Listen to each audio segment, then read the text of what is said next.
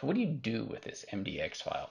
Well, it's needed in order to publish this app to the CEM site. So that's what I'm going to do next. I'm going to go into Citrix Endpoint Management. This is and now that I'm in this Endpoint Management site, I'm going to go to Configure and Apps. I'm going to click on Add. So this is kind of interesting. It's a two-step process.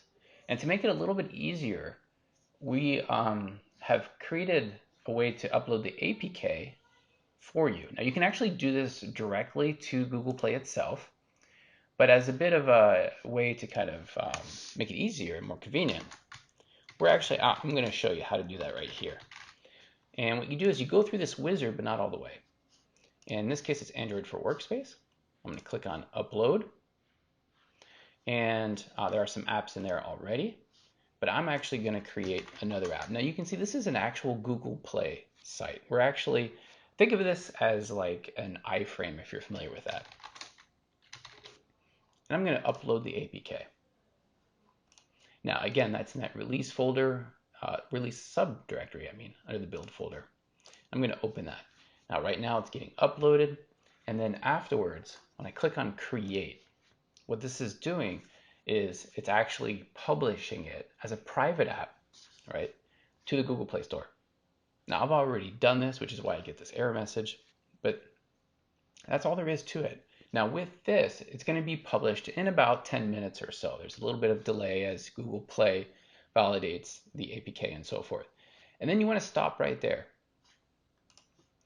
So that's it. That's what you do with the APK file or your app bundle or so forth. The second part, as mentioned, is actually to publish the MDX file. And that's what's going to show up in your Secure Hub store. And you can see some apps here. So I'm going to go ahead and do that now. And this time I'm going to click on MDX. I'm going to give it a name. And we're only going to do this for Android for Workspace. And you can see here it's saying, hey, I need an MDX file. Okay, that makes sense. So I'm going to select the MDX file. I'm going to open this. So right now it's uploading it to the Citrix Endpoint Management site. And so it's already parsed that file. We can see the package ID and some other information, but that's really all there is to it. You have some control over the logs and then the network access and so forth. Click on next, and the rest is just your normal app publishing process. And then you hit save. Now I've actually already done this before, which is why you're now going to see 2 of my apps. But that's it, right? So we have published an app, and then we've actually also published it to an end user. So next, I'm going to log in on an actual Android device to show you this working a little bit better. So I'm using a tool called Screen Copy. And so this is my actual Android device. And what we're going to do is I'm actually just going to run the app. And this device has been enrolled to the Citrix Endpoint Management server. Now, right now it's building, and we're going to see it. Once it finishes building, it's going to get deployed to this app. There we go. So it's finally pushing the app. And you can see there, finally, started tunnel, right? That's what we wanted to see.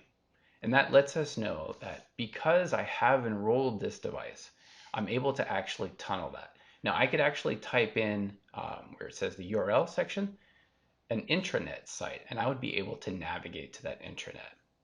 So that kind of shows you how to test this on a real device. And keep in mind, as mentioned, on a real device, you will need to have your Android device actually enrolled with Secure Hub in order to do so. All right, well, I hope that clarifies a lot of stuff, and let's learn some more.